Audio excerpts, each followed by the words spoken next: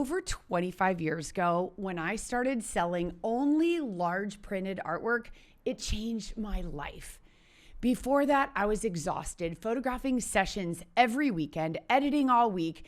My clients loved me, and I was broke. Want to know the truth? I wasn't running a photography business. I was running a charity. Because listen, when you're giving people what I was doing, 36 printed proofs for $75 like I was, or now photographers give hundreds of digital files for a few $100, you're not being generous. You're working minimum wage to create images that nobody's even likely going to print. And then you're wondering why you can't pay your bills. Hey, if you're new to this channel, welcome. I'm Sarah Petty. Almost 28 years ago, I was doing the exact same thing. I was working my rear off, making less than $10 an hour if I was lucky. Then I had one client named Julie who came in and invested $1,800 on large wall portraits. That one order replaced 24 sessions at my $75. And I realized I have been doing this completely wrong. Today, I'm going to tell you exactly how I went from selling $75 proofs to beautiful wall portraits for thousands of dollars. This is the same system my students follow and have made millions with. It's 2001. I have 6-month-old twins at home. I'm sitting in a tiny studio that I never should have committed to without knowing what I was doing. It was like 500 square feet. It had bars on the windows. And my desk was sitting just like this, facing the street. I remember this day vividly because I just finished paying bills and I was feeling pretty good about myself because I was thinking, oh man, the bills are covered. This is awesome. And then a client called to reschedule and I thought, oh my gosh, I live super close to my house. So I'm gonna run home and hug on my babies, which I did. Got home, scooped up these yummy little babies who just smelled like baby lotion in heaven. And I was sitting in the chair holding them both, rocking them, and I laid them back and I was looking at their big blue eyes staring back at me. And that joy started to turn into a stomach ache when I realized that, yeah, I had just paid bills, but there was no money left for me. And that's when reality really hit me. No paycheck, no benefits, no vacation, nothing. Our checking account was circling the drain. And I realized I'm paying for childcare to go photograph other people's kids. And I was barely making enough to even cover the childcare, let alone life. And I looked at those babies right then and I thought, I am not working the next 18 years of their lives away for this. And that was really my line in the sand. So for some reason, I was justifying those $75 sessions. They were costing me $65 in film, negatives, processing, and hand printing. So I was making like $10 per session, which didn't even pay for the childcare. And I'd convinced myself that this was the right approach because I didn't want anyone to not come to me because of money. Sounds noble, right? Sounds generous, but it's not. It's a trap. And here's what I finally realized. If people don't want to pay more for photography, it's because they don't value photography, and that's okay. But I realized that I didn't enjoy photographing people who didn't want to be there and who weren't excited about creating these images with me. I love the saying, when people pay, they pay attention. And it's so true. Now, here's something really important that I think most photographers don't understand. People are asking for digital files because the market has trained them to ask for digital files. They don't know what else to ask. And it isn't always an objection. Now listen, I started my business using film. And photographers back then struggled because everyone would call and ask, how much are your 8x10s? And that was what stressed photographers out. And they go around saying, oh, that was the wrong client. They just wanted 8x10s. But the reality was that's what the market had trained them from school pictures, right? They just assumed that's what I was supposed to buy. People call because they know they want photography. But our job as the expert is to educate them on their options. Think about when you're hungry and you just want food, but a great restaurant could show you the possibility for a fabulous meal that you hadn't even considered before, yet are thrilled to have. And look, maybe you're a digital photographer who thinks, well, Sarah, but I'm charging more for my digitals. I'm charging $1,000 or $2,000. Good for you, but you're still capping your income. And I don't believe that you're serving your clients. It's like you're sending your really great clients off to cook their own steak. And why would we do that? I'd also been telling myself another lie. The lie that people will see these little printed proofs, fall in love, and magically place orders for large artwork. That's not how the human brain works. What actually happens is this. They look at the proofs and they think, oh, I really like these. I want to order some. But then, insert excuse here, I need to think about it, or I need to talk to my husband, or I need to figure out where they'll go in my home. That resistance is their brain keeping them safe from making a mistake. I mean, think about it. Have you ever ordered something the wrong size or the wrong frame or the wrong piece of furniture, and now you're living with it? And so you feel that guilt every day. And so the brain doesn't want that to happen again. People just don't have the tools or strategies to help them make a really safe decision. So they just keep kicking that can down the road again and again. So as the business owner, I'm the one that had to make a decision. And it wasn't an easy decision because I had to tell all of these clients who loved me that I wasn't going to give them those printed proofs anymore. And in fact, I wasn't going to give them anything that they didn't purchase. I bought a projector and I scanned negatives badly, if I remember correctly. And I had to tell my clients, listen, you don't get anything unless you order and pay for it. My smallest product was a framed wall portrait for just under $500. So I went from $75 sessions where I gave everything away to now my smallest offering being about $500. So really, I made the decision that I'm either going to figure this out or I'm going to go get a job, because I'd already made the decision I wasn't working my kids' lives away. And I see so many photographers just settling for things being broken, and I just wasn't willing to do that. So I started down the path creating this new system. And very early on, before I really had a dialed in system, I had a client came in whose name was Julie. She was newly married. She was a stay-at-home mom. And I thought, oh man, she can't afford this, I'm sure, because her husband is a new business owner. So, I was judging her and I was thinking she shouldn't buy this much. And as we went through the process, I was unselling her. I was sabotaging the sale. I'm showing her images and she was loving them. And I'm saying, are you sure? And things like that. I was projecting my own money fears onto her.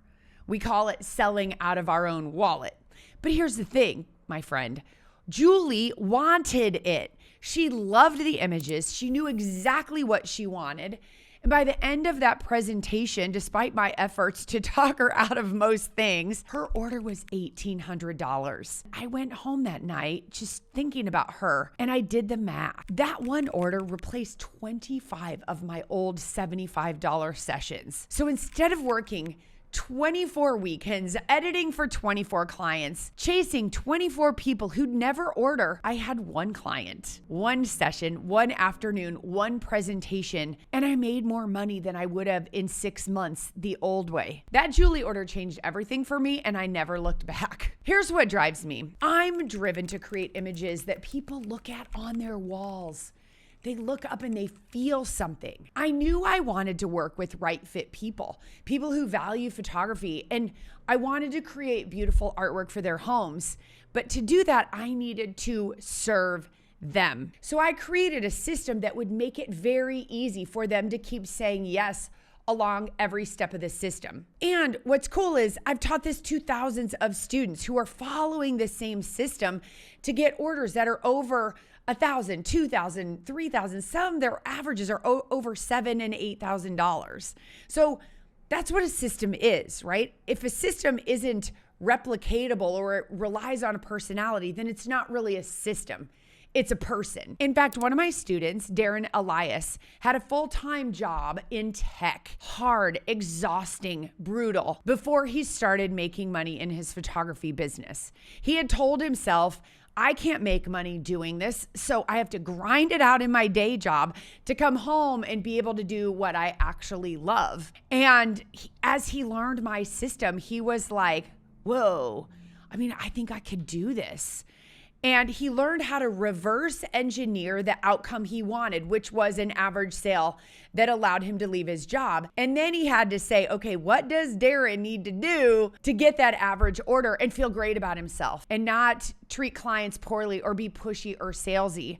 And today, not that many years later, Darren makes over $125,000 a year from his brand new photography business. He didn't have to quit his day job to start. And you don't either, my friend. You can do it on the side, right? As this goes up, you can let your main job go down if that's what you want, or you just make great side income. And this isn't just Darren. This isn't just me. I've taught this to thousands of photographers, and let me tell you how it works, okay? So I've got it into 5 steps.